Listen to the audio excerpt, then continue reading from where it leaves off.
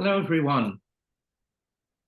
Since today's guest comes from India, I'd like to present a blooper that he actually provided, and it's from India. It was an ad, it was a billboard pasted all over the country by the international ad agency BBDO and their counterpart in India called Swami. And it's an ad for by a clothing maker with a guy wearing a suit and advertising a suit. Now, in Indian languages, just as in many other Asian languages, ranging from Hebrew and Arabic all the way across the continent to Japanese and Korean, there is no word for ah or an. So if you have ah or an, it has one meaning. If you drop it, it has another. As an example, if you say this sentence, "We have few customers this quarter for your new machine," that's very different than "We have a few customers this quarter for your new machine." So the ad, very simply, with the gentleman modeling a suit, said, "Little style, big impact," which has a huge different meaning if it were a little style and big impact. So with that, I'd like to introduce today's guest, which is Mr. Gunjan Bagla. And Gunjan is the CEO of Amritt. And Amritt is a consultancy that helps US executives understand India, set up engineering in India, source from India, and do other business ventures in India. And clients include Flex, Clorox, wonderful company, Bose Automotive, Medtronic, and many smaller companies. Gunjan has written a book about business with India and co-authors articles about India for the Harvard Business Review. And he's also been quoted in the Wall Street Journal and the Financial Times of the UK for his India expertise. And he speaks at many major events about India around the world. Welcome, Gunjan. Delighted that you're with us. Thank you so much, Philip. Thanks for having me. So perhaps you could start by giving us your background, your personal background a bit, and then about your company. Sure. So I was born in the city of Kanpur in North India. And back at that time, my parents' marriage was quite unusual because they came from different castes and chose each other. I grew up with a very professional mother. She was working from the time I was 4 as a professor, and so was my father. And college took me to the Indian Institute of Technology at Kanpur, which some of your listeners might know was established during President Kennedy's tenure. And it was the largest educational venture for the United States anywhere in the world. Caltech and MIT collaborated with 7 other American universities to set it up. So I was fortunate that I got an American college education in India. And a couple of years, I worked for an Indian company with a very unusual sounding name. It was called Larsen and Toubro. And both Mr. Larsen and Mr. Toubro were Danish citizens who got stuck in India during the Second World War. And they said, what the heck, let's start a company. And today it's one of India's largest companies. It's purely Indian, but it still maintains its Danish name. So I worked with them for a while before coming to the US. Fast forward to 2002, I had been working in corporate America. I had been working at venture-funded startups, and the itch to help my native country got strong, and I left the corporate world and started Amritt to help US companies to better understand India. At that time, India was the 25th largest trading partner to the US. Today it's among the top 10. The growth has been dramatic. Yeah. And so I've been lucky to be in the right place at the right time. I wish I could say I was just smart back in 2002. No, luck had a lot to do with it. And it's been a great ride. And the next 5 years will be even better based on what we've seen. Yes. And that's because India is booming as an economy. And you could perhaps tell us what makes India such a prime candidate for global investment at this point? Sure. So there are many factors that go into that. First of all, it is now the 5th largest economy in the world. Only the US, China, Japan, and Germany are larger, which means India is larger than France, it's larger than the UK. Okay? It's also the fastest growing major economy for 2023, and this is borne out by projections from the International Monetary Fund, the OECD, the World Bank, all outside agencies saying this. Okay? For the last 9 years, India has been led by a prime minister who is more business friendly than India has ever seen. And that has percolated to Indian entrepreneurs as well as Indian executives who had developed major ambitions starting back in 1991 when India liberalized, but today they see the world as their market. So I'm sure you saw the announcement yesterday by Boeing that they have won a $46 billion order for almost 300 aircraft. It was important enough that President Joe Biden himself sent out a news release about it. Doesn't happen very often that the president of the US comments on a business order. So the economy is large, it is growing. And I'm sorry, this was an order from Air India, is that right? Yes, the order is from Air India, which is a 75-year-old airline, more than 75 years old, but it was recently repurchased by the Tata Group. And they are ambitiously trying to bring it back to its former glory. It's marvelous. What about business opportunities in terms of sourcing and sales and global engineering and so forth? What kind of opportunities do those sectors present? Sure. So, we have been working on helping American companies to source from India for 20 years. Okay? But it has taken a completely, different turn in the last couple of years, and that's primarily due to the United States focus on finding alternatives to China. So the US State Department and the Commerce Department have invented a new term in the last few months called friendshoring, where you try to source products from friendly countries.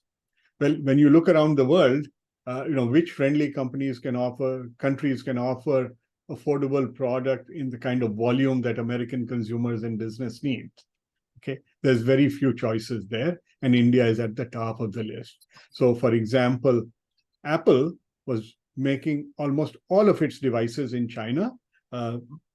Last year, they went from maybe $10 million of exports from India to over $1 billion of exports of iPhones from India.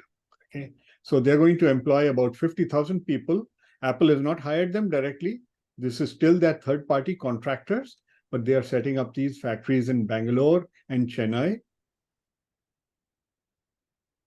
Sourcing capabilities extend to many sectors beyond electronics. Chemicals is a big factor. If you take any generic pharmaceutical medication, whether it's for diabetes or high blood pressure or anything, there's a 90% chance that the drug was manufactured in India. Okay. India is the largest source and biological drug manufacture. The capabilities go well beyond those sectors, but let me turn to India as a market. Okay, I just mentioned the market for aircraft, but if you look at Dell Computer, Hewlett Packard, you look at Oracle, you look at Google, you look at IBM, they're all making $1 billion plus a year in India. Okay? It's a huge market, and now it's also a market for e-commerce enabled companies that might be much smaller, and they can sell through online channels into India. That has opened up relatively recently, really accelerated by the pandemic and by digital payments becoming more common in India. Okay. Finally, let me talk about India's ability to host engineering centers. And this falls really into two buckets. The larger companies and some of the venture-funded startups will actually have their own India back office. Okay, so for example, General Electric was famous back when Jack Welch was CEO. They set up an R&D center in Bangalore, which now employs over 5,000 PhDs. Okay, you look at Honeywell. Okay, they have 15,000 people working in India. The last I checked. Microsoft, Oracle, you name it. Okay, also medical device companies such as Medtronic, we helped Medtronic set up their engineering center in Hyderabad. Okay, so these are what are called the captive technical centers, where the employees in India are working for the subsidiary of an American company, and they are wearing badges that say, General Electric or Medtronic or Boston Scientific. Okay, the other side of it is where an American company or a European company, for that matter, will hire an external service provider. Okay, and that external service provider will then staff up their engineering team. Altogether, between the captive centers and the external providers, now there are a few million people working in India, and they are innovating class 3 medical devices for stroke. They are designing the next version of Google Maps. They are working on key components for aircraft. So this is not just low-cost labor. It's really the idea of using highly sophisticated and trained scientists and engineers to build the next generation of products that American consumers and businesses the world over are buying. That's fascinating. What about the role of women in India, in Indian business? There are some common assumptions or common myths, I guess, but really common assumptions that people have if they've been to India. Right. And the role of women as being somewhat subservient is one of them. So perhaps you could speak about that and then some others. Sure. Yeah, sure. So first I should say, and I'm not the first to say this, India is a large, complex, and textured country. So for every truth in India, I can present you an equal and opposite truth. Okay. So when you want to understand India, you have to listen very carefully and observe things so that you can come to the right and relevant conclusions. Okay? So it is true that in the past, for many reasons, rural Indian women were quite subservient to the men. Okay? It is true that you might see middle-class women behaving in a manner. They might be college educated, they might be physicians, but in the home they might act as if they are a homemaker and kind of put their professional background, literally in the background. The reality, however, is that New India is very different. Okay? I took the CEO of California's largest biotech trade group to Bangalore last June. Our very first meeting was with Dr. Kiran Mazumdar-Shaw. Kiran started a company called Biocon, and she became India's first self-made female billionaire. Okay? She is really the godmother of all biotech in India. We visited several of her competitors, of her company's competitors as well, and every one of them, in the front of the company had a tree planted by Dr. Shaw to wish them well. Okay? Wow. So she is very prominent and very effective in the work she does. Now you look at banking. Okay, HSBC India is a very large bank in India. The same HSBC that we all know. It was headed for a long time by Naina Lal Kidwai, again a self-made woman who rose to the top. She had no family ties to get her there. Okay. There are other cases where women have inherited power or wealth from their families. And an example of that are the Reddy sisters. Dr. Reddy, who was a physician in the United States, moved back to India in the 1980s and established what is now India's largest corporate hospital chain. It's a publicly traded company. Okay. Well, he's in his 80s now. I have met him several times. But all of the companies under that umbrella are run by the Reddy sisters. He has 4 daughters, and 2 of them are very prominently involved in running the hospitals, as well as the pharmacies and related services. Okay. In politics, India has had a woman prime minister. We are still working on that in this country. Right. I should say, even though we have an Indian American in the White House, and you might see her running, I don't know. We have Nikki Haley, who was the governor of one of the Carolinas, and she is running for president. However, in India, we've had a woman prime minister. Today, one of most Indira powerful Gandhi, ministers, right? I'm sorry? That's Indira Gandhi. Indira Gandhi in the 1960s and 70s, and then she came back again in the 80s until her assassination. Today, in Mr. Modi's cabinet, one of the most powerful portfolios is finance, and it is held by a woman named Nirmala Sitharaman. You know, finance, defense, and external affairs are the three top positions, you know, in the cabinet, and Ms. Sitharaman holds one of them. Okay, so women are not limited to in what they can do in India. That's fascinating. There's a perception about Indian employees that they're passive is the wrong word, but they don't really take the initiative. They do what they're told, and they're not terribly creative in many ways. And they wait for their boss to tell them what to do, and then they implement it, especially engineers, for example. Sure. Is this perception accurate, or is the situation changing? Yeah, so let me give some context there. So in India, like in many Asian cultures, from a very early age, you are taught to respect your elders. Okay? That implies that somebody older than you knows more than you and has more intelligence and wisdom and should be respected even when they are wrong. You don't want to challenge them. Okay? So even in a situation where the person who is older may be performing a menial job, okay? And then there are many such jobs in India, but at a company or in a family, if you see, you know, there may be a 20-year-old member of the family and they're addressing somebody who's 40 or 50, they will generally address them with respect. Okay? They will treat them in a similar manner that they might treat their father or grandfather or grandmother. Okay? So translated into corporate culture, that often means that employees will, yeah, as you said, do as they are told. They will not challenge the boss. The boss is supposed to know better. Okay, whether the boss is male or female doesn't matter. Okay. However, what has happened in the last 20 years is that knowledge work in India has become much more important than it used to be. Okay, and the colonial mindset that the British left behind in India, where you know the administrators, a small number of Brits that were running this giant country, were supposed to be smart, and they're supposed to know what they're doing. Okay, that has been challenged. Okay, so the modern Indian company understands that knowledge resides at the bottom of the organization, and the higher up you go, the less the executives know.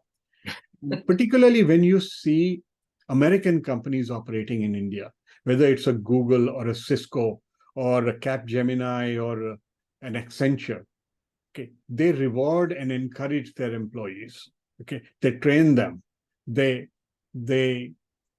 almost force them to speak their minds and to challenge, you know, the existing status quo.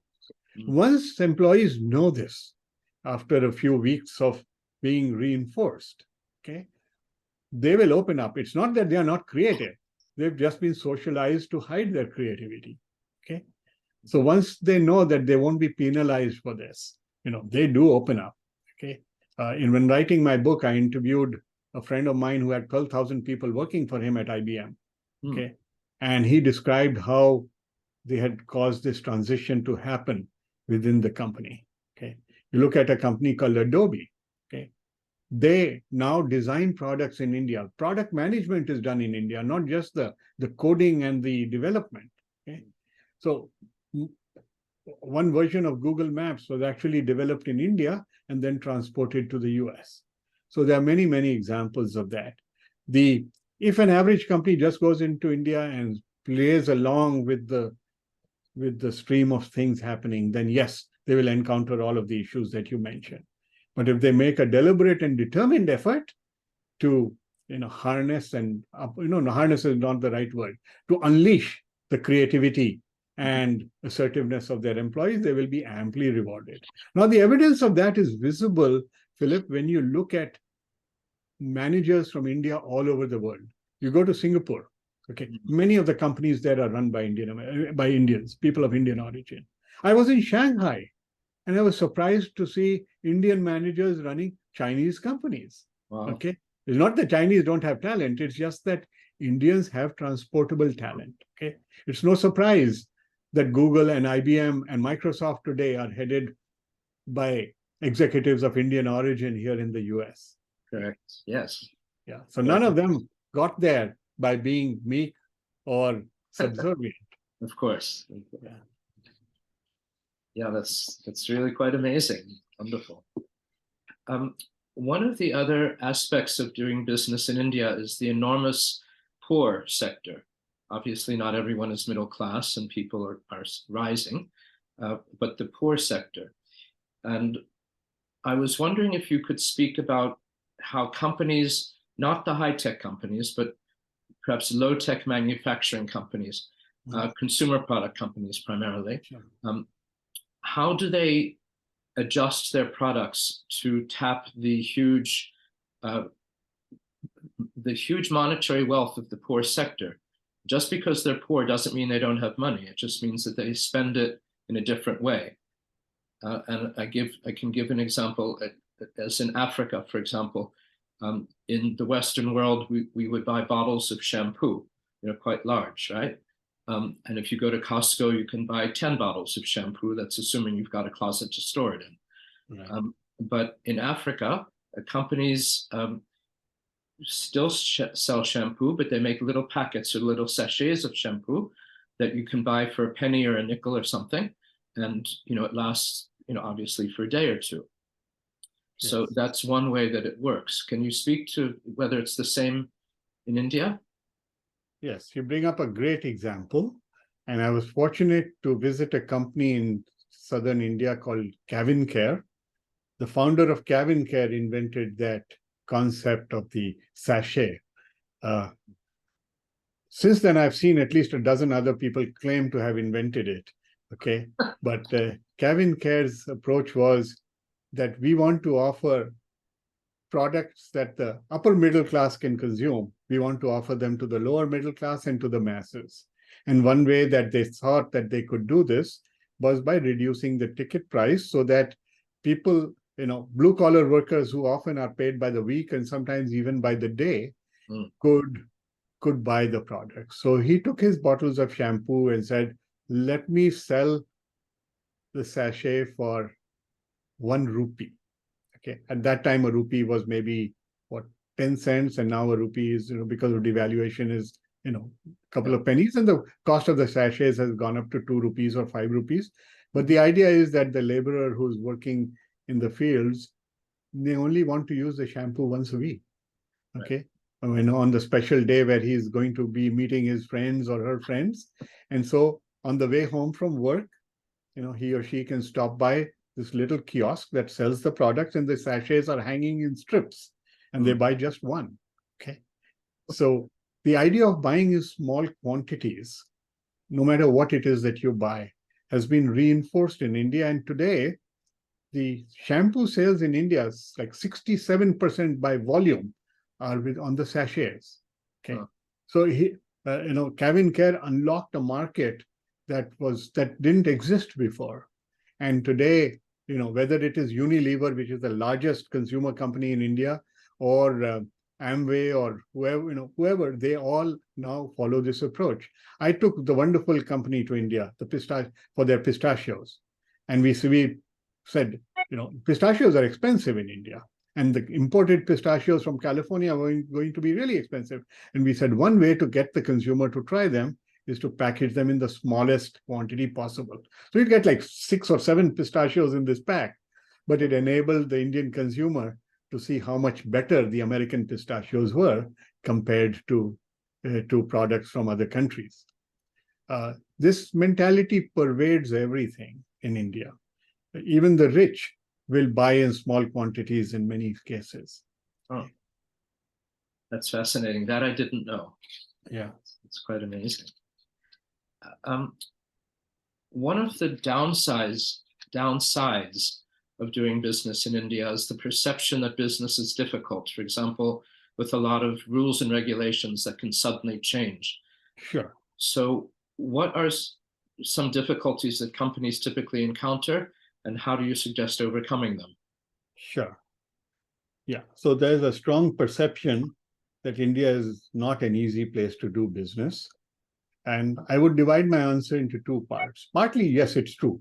Okay, India is on the other side of the planet. It has 23 languages. From the American perspective, they drive on the wrong side of the road. When you try to flip a switch in India, you have to flip it the other way. It's up versus down. The book, if you look at the chart of accounts, the assets are on the wrong side of the balance sheet. Many of these are British habits, by the way. So it's not just India. Of course. They speak English, but they speak Indian English. In fact, on my website, the most popular section is called the Dictionary of Indian English. And there's about 800 words listed there, which may have a different meaning, or there may be words that you never encounter in the US. My favorite is prepone. When somebody moves a meeting, earlier than planned, instead of postpone, they say, let's prepone the meeting. And the appendix at the end of a document is called an annexure. Okay, that word doesn't exist in the Merriam-Webster dictionary, but the Indians will use it. Okay, so those are the superficial issues that cause people to trip up. Okay, the more fundamental point is that people need to listen carefully when they enter India. We talk about how India's rules and regulations are difficult. When a foreign company is entering the United States, they are bewildered by our employment laws. They are completely confused by what the US FDA wants. They don't understand equal employment opportunity. There are, in India, on a resume, you'll find the date of birth, age, religion listed. And I have to tell my Indian clients who are coming to the US, you can't ask those questions in the US. It's against the law to ask those questions. So sometimes it's a matter of perception. Okay? And also because in this country, we've got the national law and then 51 state and district laws. I'm so glad you brought that up. People in India are very puzzled why everyone wants to register their company in Delaware and why it matters, why there are 50 sets of rules depending on which state you enter. In India, you register a company anywhere and you can do business in the entire country. The commercial laws don't change from state to state. So the legal system in India has many challenges. But you brought up a very important point. India's legal infrastructure and corporate law is the same no matter where you go. Yeah. That's fascinating. Yeah. Anything about perhaps communication problems that you've encountered besides the wonderful dictionary that you've mentioned? Right. So there's a couple of levels to that. So the modes of communication are different. Okay? In the US, we used to have letters and faxes, and then we went to emails. And then if you're in a large company, you might use Slack or a product like that. Well, India made the leap to instant messaging, particularly with WhatsApp. Okay? So Indians now despise email. Okay, the only way I get any response to email anymore is I send an email, because you can communicate much more in depth in an email, and then I send them a WhatsApp message saying, please look at my email. Okay, WhatsApp has become the primary way that Indians communicate with one another. And in fact, when Facebook paid about $20 billion to buy WhatsApp several years ago, most Americans didn't even know what WhatsApp was. And it had no revenue, no model for revenue at that time. But Zuckerberg and company knew that they were onto something big. And today, of course, WhatsApp is accepted in the US as well. So the mode of communication is important. Secondly, the form in which they would write an email or a contract can be different than what we see in the US. So the way I like to put it is, you can look at my Indian dictionary and my dictionary of Indian English, and you will understand the words. Okay. But I interviewed Dr. R. Gopalakrishnan, who was on the board of Tata Sons for my book. And he came up with a concept that I used in my book. To communicate with Indians, you have to understand the song behind the words. Okay. You can understand the the letters and words and sentences. And you may feel that just because you have an Indian doctor in the US, you can communicate with people in India. Okay. Well, Indians may speak English, but they don't think American. Okay. Exactly. And you have to be able to make that bridge. And you always have to reinforce it. People call me an India expert, and I have this experience with my own Indian employees from time to time, where they think they've communicated something to me and I have misunderstood it. Okay. Yes, it takes time and effort. And the challenge, Philip, comes about because when someone goes to China or Japan or even Germany or France, they know they don't know the language. And so they will hire somebody who's translating the language. Okay. They go to India and they have the illusion of communication because the words being spoken are in English, but the thoughts are not in American. Okay. So you still need a translator, not a language translator for the most part, but a culture translator who can tell you what an Indian means when they say something, and more important, what they don't mean or they don't say, and to read between the lines. That's a very important skill to have in dealing with India. Very true. And this nonverbal communication is very critical in any language and any culture, but especially, you're right, when people speak English, one assumes that we're all speaking the same language or have the same thinking process, right, as you outlined. That's very different, very untrue. I should comment for our viewers, our listeners can't see it, but that wonderful structure behind you is not the Sydney Opera House. That's the Lotus Temple in Delhi. Is that correct? That is correct. Yes. And there are many layers to that image, since you brought up that photo. So first of all, it is in India and not in Australia. Second of all, people ask me, is it the Taj Mahal? No, it's not. They ask me whether it's a Hindu temple. It's not. The other religions they talk about are Islam and Christianity and Sikhism and Jainism. And my answer says no, no, no, and no. And then they say, what in the world is it? Okay. Well, there's a small religion called the Baha'i faith. And they have only one major temple on every continent. They chose to put their Asian temple in Delhi. And the temple is interesting to me for a couple of other reasons. You see, there are no straight lines in it. Okay. All of the lines are curves. Okay. It's a very modern structure. I told you about the company I first worked for in India called Larsen & Toubro. They have a construction division, and they built this temple in 1986. Okay. It only takes 10 minutes to visit, and I think, Philip, you've either been there or seen it, and I highly recommend for anybody who travels to India to stop by and take a quick peek at it. There's no admission charge the last time I went, and it's a remarkable structure. The curves are also important because that's another, metaphor for what you deal with in India. There are no straight lines to decision making in India. Everything is a curve, and it's not necessarily a bad thing. Okay. So if one can understand curves, one can understand India better than the straight lines we are used to here in the United States. That's fascinating, a fascinating metaphor, and very true. I did not know that was the Baha'i temple. I know the Baha'is, they're wonderful, wonderful people and wonderful religion, but I was not aware that that's their temple. Right. Before we close, is there anything else you'd like to add? Well, I think for most Americans, India is still an undiscovered opportunity. Okay. 20 years ago, I said that, and it is still true today, even though trade between the two countries has skyrocketed, even though there are 3 million people of Indian origin living in the US, even though we have an Indian American in the White House and 2 past governors, there is still a lack of understanding about the opportunity and the breadth of interaction that the two countries can have. And I encourage everyone to take a deeper look.